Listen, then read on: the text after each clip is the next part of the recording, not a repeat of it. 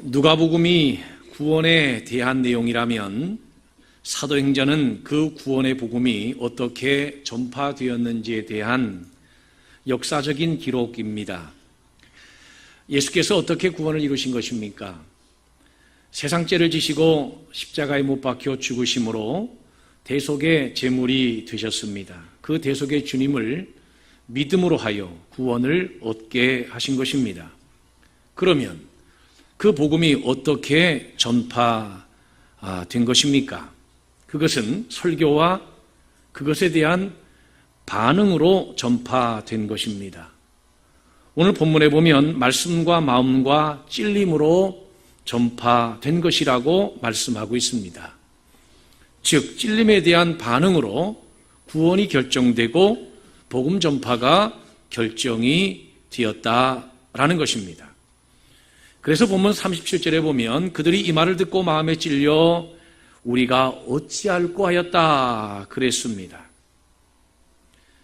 여러분, 누가 어떠한 복음을 증거하였기에 그와 같이 마음에 찔림이 생겼고 그 마음의 찔림을 통하여 세계 복음화가 이루어진 것입니까?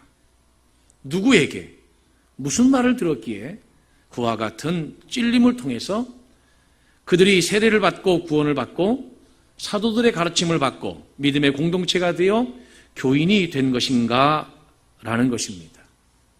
바로 베드로입니다. 베드로와 사도들의 복음 전파를 통해서 그들의 마음에 찔림을 얻었고 그 마음의 찔림에 대한 반응으로 하나님의 복음이 예루살렘에 전파되게 된 것입니다. 예루살렘에서 만들어졌던 첫 번째 교인들은 베드로의 설교에 마음이 찔려 그 복음을 듣고 변화받은 자들로 이루어진 신앙 공동체였습니다. 베드로가 설교할 때에 3,000명이나 복음을 받아들이고 세례를 받았습니다. 그것이 바로 오늘 본문의 말씀입니다. 그래서 오늘 본문의 말씀은 오순절 사건 이후에 베드로의 첫 번째 설교의 내용인 것이지요. 사도행전은 1장으로부터 8장까지가 베드로를 중심으로 한 복음의 사역이고 19장으로부터 마지막 장까지는 사도 바울을 중심으로 하는 복음 전파의 내용들을 기록하고 있습니다. 특히 사도행전은 설교에 관한 이야기 그리고 복음을 가르친 사건에 관한 이야기가 대단히 많습니다. 그래서 설교와 가르침의 내용을 전부 다 합치면 사도행전에 19차례나 설교가 등장합니다. 베드로의 설교도 무려 8차례나 소개되고 있는데 그중 오늘 우리가 읽은 본문의 말씀은 첫 번째 설교에 해당되는 것입니다. 베드로의 첫 번째 설교는 함의하고 있는 의미가 큽니다. 왜냐? 설교의 원형이라고 하는 점에서 그렇습니다. 첫 번째 설교는 그의 설교에 원형이 드러났다고 하는 점에서 대단히 중요한 의미를 담고 있습니다. 베드로뿐만 아니라 당시 성령의 은혜를 경험했던 전도자들의 메시지의 특징 중 하나는 무엇이냐면 마음에 찔림이 있었다는 겁니다. 사도행전 7장 54절에도 보면 스데반이 복음을 전할 때에 그들이 마음이 찔려서 베드로에게 돌을 던졌다고 했습니다. 돌을 던지게 되던 아니면 그 복음을 듣고 세례를 받고 회개하던 성령의 충만함을 경험한 당시 사도들에게 나타났던 두드러진 복음 전파의 특징은 마음에 찔림을 주었다라는 것입니다. 하나님의 말씀을 증거하면 그 말씀이 가슴을 후벼 팝니다. 그 말씀이 자극을 줍니다. 그 말씀이 양심을 잘라내듯이 통증을 줍니다. 어떠한 무디어진 양심이랄지라도 그 하나님의 복음을 들으면 뜨끔뜨끔하고 양심에 아픔을 느끼기 시작합니다. 그리고 깨닫지 못했던 말씀을 깨닫고 자신과는 상관없었다고 생각했던 예수가 자기 자신에게로 다가오게 됩니다. 당시 오순절 마가다락방에 성령이 강림할 때에 그 성령 강림의 모습들을 지켜본 많은 유력한 유대인들이 성령의 은혜를 체험한 그들을 향해서 저들이 세술에 취했다, 한마디로 말하면 저 사람들이 제정신이 아니다, 이렇게 비난하고 조롱하였습니다. 그들을 향하여 했던 첫 번째 베드로의 설교가 오늘 본문의 말씀입니다. 복음서에만 보더라도 복음서에서 발견되어지는 베드로의 모습은 얼마나 나약하고 얼마나 부족하고 또 예수님에 대한 배반자로서 소개되고 있습니까? 그런데 그가 오순절의 놀라운 성령의 경험 후에 정말로 담대한 복음의 증거자로 변화되고 있는 모습을 발견할 수 있습니다. 그가 전한 내용이 무엇입니까? 성령으로부터 시작하여 예수 그리스도의 이야기로 끝을 맺고 있습니다. 오늘 본문의 설교는 왜 베드로가 설교하게 된 것이냐면 오순절 마가다락방에 임했던 성령의 현상을 보면서 궁금증을 가졌던, 그리고 성령의 은혜를 받았던 자들을 향하여 비난했던 당시 유대인들을 향한 하나님의 말씀 전파라고 할 수 있습니다. 그래서 성령의 이야기부터 합니다. 오순절 마가다락방에 성령이 임한 것은 이미 요엘 선지자를 통해서 성경에 예언되어 있던 하나님의 약속이라는 것입니다. 그래서 요엘서 이야기를 하는 것입니다. 하나님이 말씀하시기를 말세에 내가 내 영을 모든 육체에 부어주리니 너희의 자녀들은 예언할 것이요 너희의 젊은이들은 환상을 보고 너희의 늙은이들은 꿈을 꾸리라. 구약에도 성령의 임재가 있었습니다. 특정인에게 특정한 목적으로 특정 기간에 성령의 임재가 있었습니다. 그러나 말세에는 성별과 연령, 사회적 계층, 또 어떤 신분의 차이를 다 초월하여 보편적으로 모든 육체에게 부어주시는 종말론적 선물로서 주어질 것이라고 요엘 선지자를 통하여 예언하셨다는 것입니다. 왜 하나님께서 성령을 모든 사람들에게 부어주실까요? 그것은 모든 사람이 구원을 받으며 진리를 아는 데 이르기를 원하시는 하나님의 뜻 때문에 그런 것입니다. 성령을 보내주심으로 모든 사람들이 예수 믿을 수 있는 기회를 주시기 위한 것입니다. 그리고 예수 믿는 그들에게 또한 성령을 부어주심으로써 또 다른 사람들에게 복음을 전파하기 위한 것입니다. 그런데 왜 성령의 은혜를 받은 사람들에게서 증거되는 복음은 모두가 찔림으로 나타날까요? 그것은 성령이 지향하는 목적 때문에 그렇습니다. 여러분, 성령은 자기 자신을 증거하는 영이 아니라 그리스도를 증거하는 영입니다. 그리스도를 가리키고 그리스도를 가르치는 영입니다. 그래서 성령은 결국은 예수 그리스도를 향하여 가게 돼 있고 그 예수 그리스도를 소개하고 예수 그리스도를 증거하게 함으로써 깨닫게 하여 예수를 믿도록 하는 것이 성령이 지향하는 목적이기 때문에 성령의 은혜를 받은 자들, 성령이 함께하는 설교, 성령이 개입하는 복음의 사역에는 항상 찔림이라고 하는 공통적 특징이 나타나게 되는 것입니다. 그러므로 우리는 이렇게 기도하고 이렇게 소원하고 이렇게 사모함으로 예배드리고 신앙생활을 하여야만 합니다. 어떻게 해요? 하나님, 찔림이 있는 예배를 드리게 하옵소서. 찔림이 있는 하나님의 복음을 듣게 하옵소서. 찔림의 복음을 들으며 내가 회개하게 하시고 찔림의 복음을 들으며 내가 복음 앞에 무릎을 꿇게 하옵소서. 여러분, 마음의 찔림에 대해서 우리는 두 가지로 반응할 수가 있어요. 하나는 세례를 받고 예수를 믿을 수 있는 선택과 또 하나는 설교자를 향하여 돌을 던지는 선택입니다. 찔림의 설교를 듣고 돌을 던졌던 사람들은 스데반의 설교의 경우에서 발견됩니다. 오늘 본문에 베드로가 설교할 때 그들이 다 마음에 찔렸습니다. 왜 찔렸는가? 성령을 이야기할 때만 해도 별로 마음에 찔림이 없었습니다. 그런데 성령의 이야기로 시작한 그 설교가 이제 예수 이야기로 옮겨갑니다. 초대교회에 예루살렘 마가다락방에 성령이 강림했던 것은 요엘 선지자가 예언했던 예언의 성취요.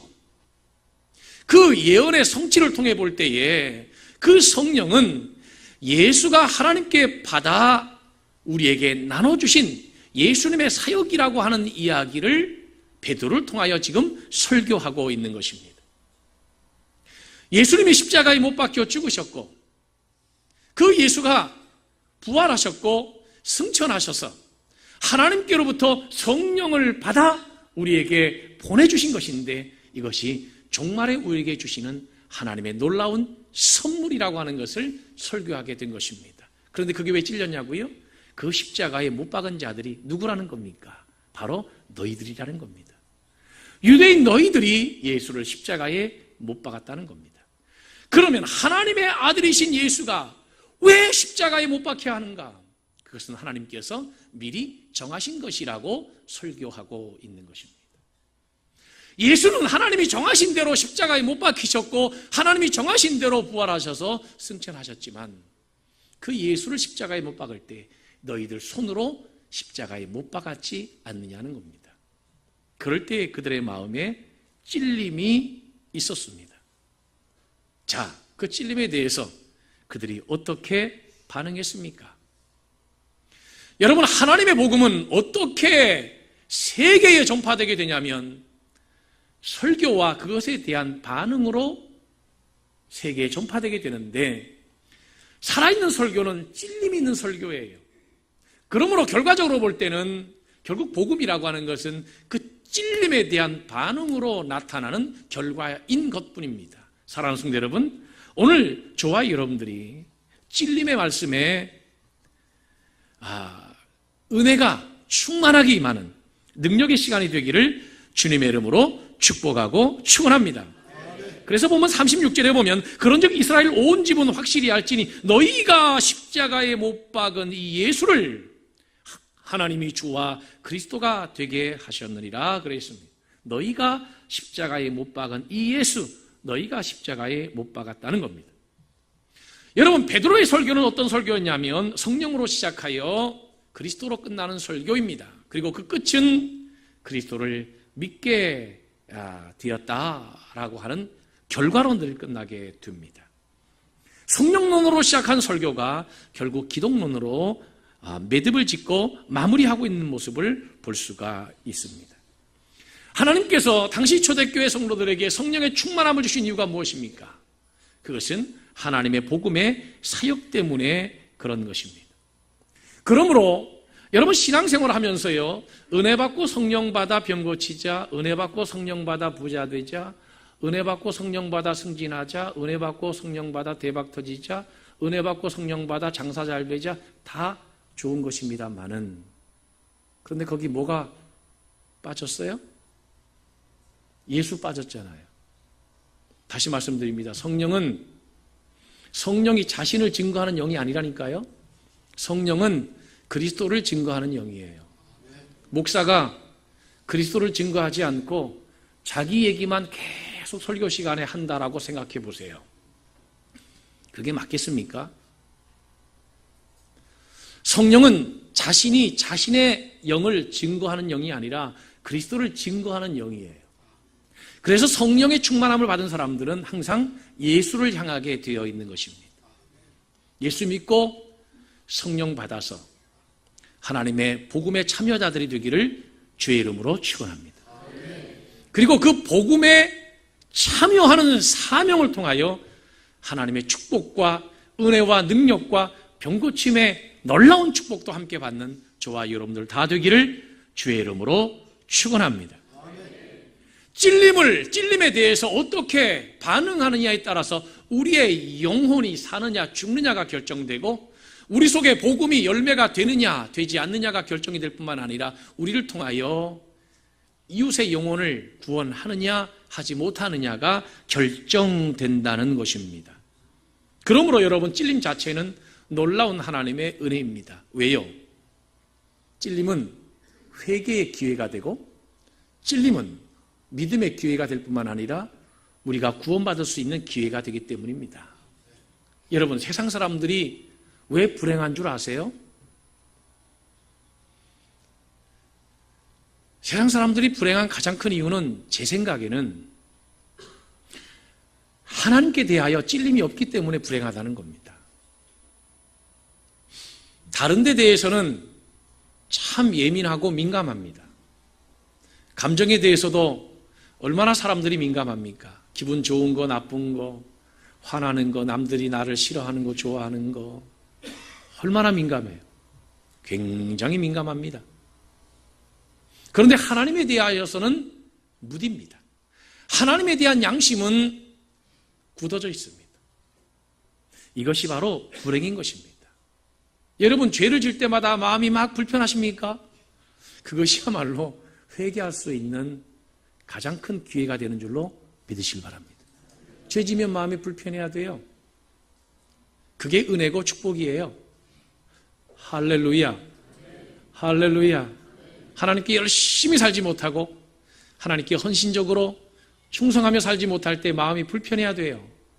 그것은 놀라운 하나님의 은혜입니다. 왜? 양심이 살아있다라고 하는 증거 아니겠습니까? 당시 베드로의 설교를 들었던 사람들은 마음에 찔림을 받았습니다. 그리고 다행스럽게 베드로의 설교의 말씀을 받아들였습니다. 여러분, 레마의 말씀은 반드시 찔림이 있는 것이지요. 그러나 받아들이는 자가 그 영혼이 살아나게 될 줄로 믿으시기를 바랍니다. 믿음의 성장이 어디서 이루어지는 것입니까? 찔림의 말씀을 소화할 때에 믿음의 성장이 이루어지게 되는 것입니다. 할렐루야. 할렐루야. 여러분, 고난도 없고 역경도 없고 헌신도 없고 수고도 없고 찔림도 없이 신앙생활하면 신앙생활 좋겠지요. 얼마나 편안합니까? 여러분, 어떤 예배 드리고 싶습니까? 그저 부담 없는 예배, 걸림이 없고 찔림이 없는 예배, 편안하게 앉아 계시다가 그저 평안한 중에 돌아가는 그런 편안한 예배 드리고 싶지 않으세요? 아닌가요? 편안한 예배가 나쁜 예배일 수는 없습니다. 참 좋은 예배입니다. 그런데 정말 더 좋은 예배는 좀 힘들고 어려워도 예배에 찔림이 있어야 합니다. 할렐루야. 찔림을 삼키고 찔림을 소화할 때에 그 영혼이 살아나는 거예요. 할렐루야. 사도 바울이 당시 초대교회 교인들에게 이렇게 기도를 부탁했습니다. 내가 담대히 복음을 전파하도록 기도해달라. 그런데 그 담대히라고 하는 말은 원어적 의미가 어떤 의미냐면 사실 그대로, 액면 그대로 전파할 수 있는 담력을 달라고 기도해달라라고 하는 기도의 요청입니다.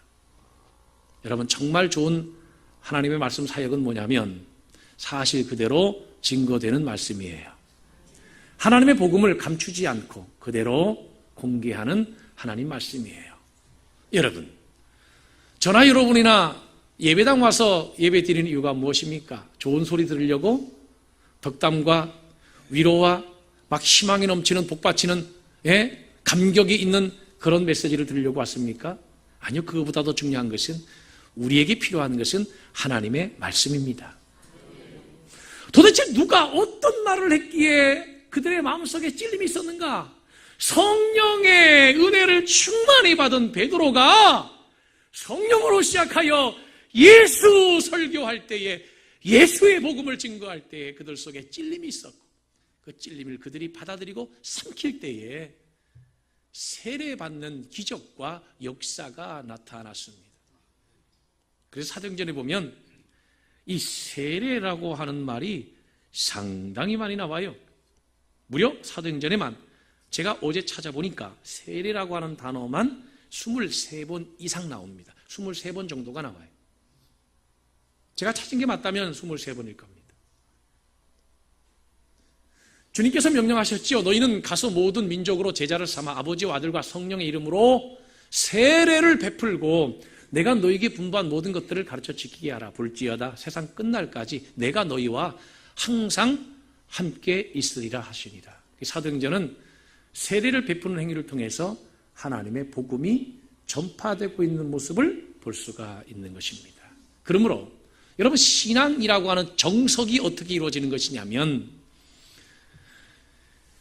성령 충만함 받은 자가 예수의 복음 전할 때 마음에 찔림이 있고, 그 찔림의 복음을 받아들일 때에 회개하게 되고, 회개의 결단과 회개의 결심으로서 물세례를 받게 되고, 세례 받은 자들에게 주시는 종말론적 하늘의 최고의 선물, 은총이 있는데, 그것이 뭐냐면 성령의 은혜입니다.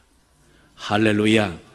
이것이 바로 마음에 찔림이 있는 자들이 구원받는 구원의 정석입니다. 사랑하는 성도 여러분, 영적 갈등은 결코 나쁜 게 아닙니다.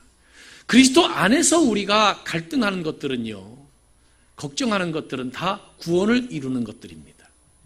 물론 그리스도 밖에서의 걱정과 염려는 불신앙이지요. 그러나 그리스도 안에서의 염려는 우리의 영혼 구원을 이루는 것이에요. 그러므로 예배가 불편한 것이 문제가 아니라 내가 하나님의 말씀을 어떻게 반응할 수 있느냐라고 하는 것이 가장 중요한 요소인 것입니다.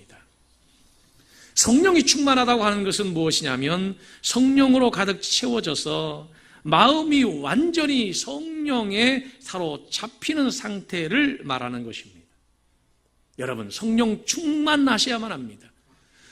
예수 믿고 구원받아 성령 충만함을 받으면 우리의 입술을 통하여 능력 있는 하나님의 복음의 사역이 가능합니다. 전도가 가능합니다. 할렐루야. 뿐만 아니라 우리의 영혼이 영적 야성과 활력으로 차고 넘치게 되는 거예요. 힐티의 행복론에 보면 성령은 필설로 다 표현할 수 없는 생의 즐거움을 준다라고 했습니다.